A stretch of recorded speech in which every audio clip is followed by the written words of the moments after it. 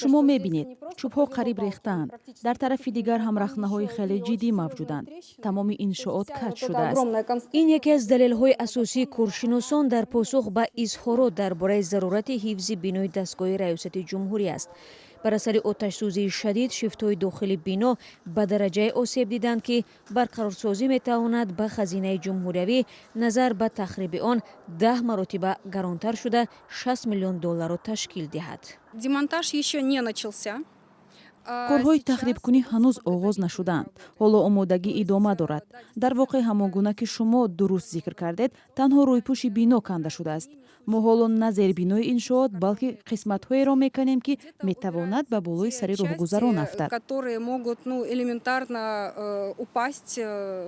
барои аз банд бурдани бинои дастгоҳи раёсати ҷумҳурӣ шаҳрнишинон мухолифат доранд. тасмими ниҳоӣ дар бораи сарнавишти он баъди муҳокимаҳои мардумӣ гирифта мешавад.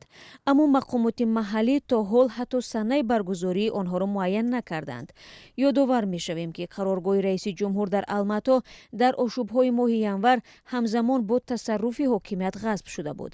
мақомот борҳо изҳор доштанд ки дар паси ошӯбгарону ғоратгарон афроди мушаххас меистанд ва имрӯз доситонии кул ҳатто маблағеро ки гӯё ба иштирокчиён пардохта шудааст эълон кард.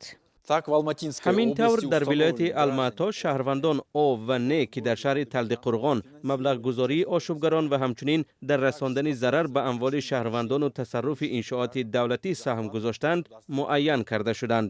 барои иштирок дар беназмиҳо барои ҳар нафар аз $20 то $100 амрикоӣ пардохт мешуд. ин далелҳо дар рафти тафтиш муқаррар гардида аз ҷониби гумонбарони иштирокдор дар бетартибиҳо зимни пурсиш тасдиқ шуданд.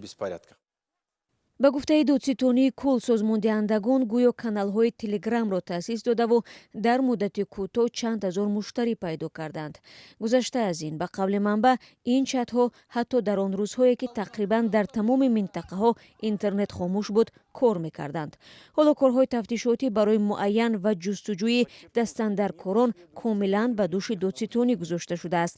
вазорати корҳои дохилӣ танҳо далели дуздиву ғоратгариро тафтиш мекунад. вазорати корҳои дохилии Қазоқистон мегӯяд 323 нафар аз гумонбаршудагон бинобар хислатномаи мусбат бо пардохти гарав озод шуданд.